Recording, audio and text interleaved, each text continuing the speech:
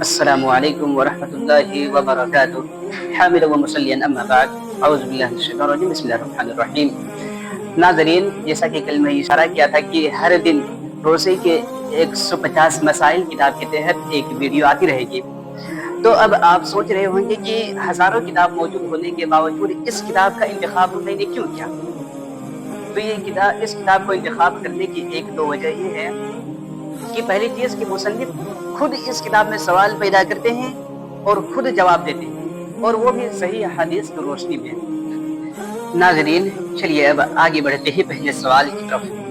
پہلا سوال یہ ہے کہ سحری کرنا سنت ہے یا واجب؟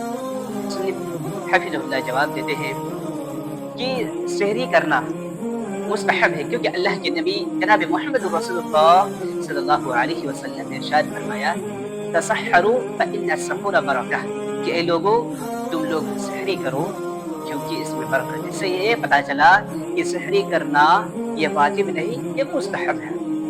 اب آتے ہیں دوسرے سوال کی طرف کہ اگر اذان سے پہلے ہم لوگ افطاری کر لیں تو کیا وہ روزہ باطل ہو جائے گا؟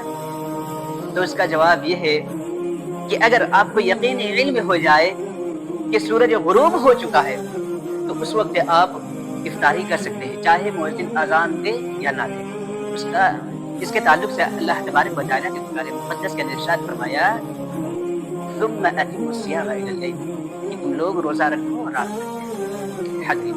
اب آتے ہیں تیسرے سوال کی طرف کہ اگر آپ سحری کر رہے ہیں اور سحری کرنے کے دوران اذان ہو جائے تو اس وقت سحری کھانا چھوڑ دیں گے یا تو پھر سحری کرتے رہیں گے؟ تو اس کا جواب مصنف دیتے ہیں کہ اگر یہاں بھی آپ کو یقینی علم ہو کہ ابھی وقت باقی ہے سحری کرنے کا اور مؤذن اذان دے دے تو اس وقت آپ کھا سکتے ہیں، کیونکہ اللہ تبارک و تعالیٰ نے سورہ بقرہ کے اندر ارشاد فرمایا فالآن باشروهن وابتغوا ما كتب الله لكم وكلوا واشربوا حتى يتبين لكم الخيط الأبيض من الخيط الأسود من الفجر، کہ جب تک صبح کا سفیدی ظاہر نہ ہو جائے اس وقت کھا سکتے ہیں۔ تو حضرین، اس سے پتہ چلا کہ اگر آپ کھانا کھا رہے اور اذان ہو جائے اور آپ کو یقینی علم ہو کہ ابھی وقت باقی ہے سحری کرنے کا تو اس وقت آپ کھا سکتے ہیں۔